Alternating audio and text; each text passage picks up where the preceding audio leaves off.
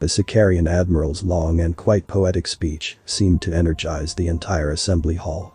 As a roaring cheer reverberated through the massive, spherical auditorium, almost every emissary and ambassador present rose up and threw their voices in support of the Sicarian Confederacy and its defiance of the Hafurian Empire's unilateral decision to annex the entire Confederacy.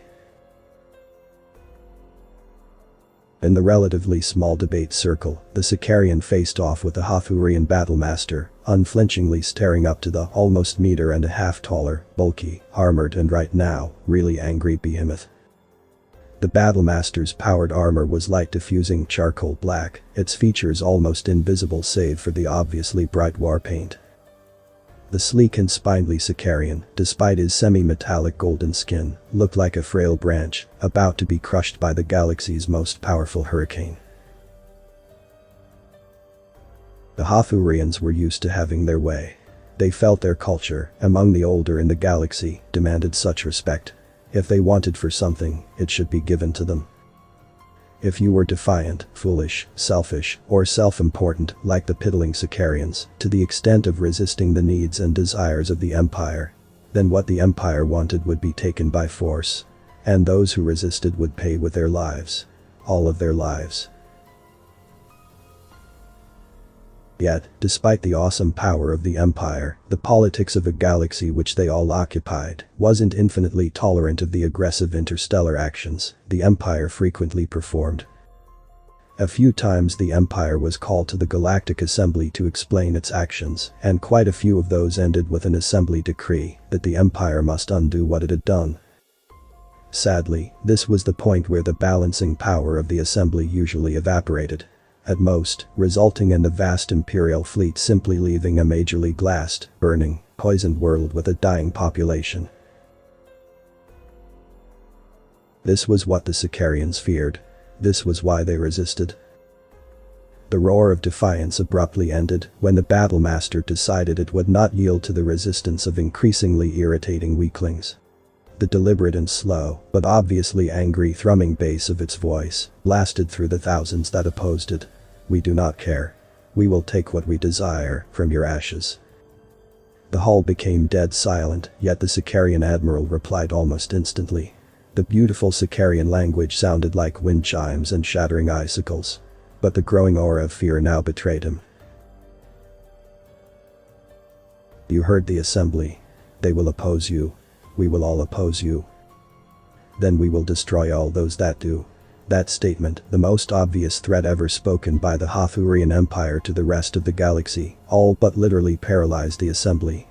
And the defiance and courage that filled the hall only a minute ago now seemed like a distant childhood memory. Then from one of the topmost levels, a figure stood up. Tall and gangly, with a strange mushroom-shaped skull, dressed in thick voluminous robes, it waddled slowly down the large steps towards the debate circle, the eyes of everyone affixed to it. It was the Nakari emissary. They were by far the oldest, most advanced species in the history of the galaxy, yet also the one most utterly uninvolved. Their emissary sat in each session and never said a word, cast a vote, made a motion, or offered an opinion, advice or argument. Now it had stepped into the debate circle, almost between the Sicarian admiral and the Hafurian battlemaster. What do you want? The Hafurian droned a threat.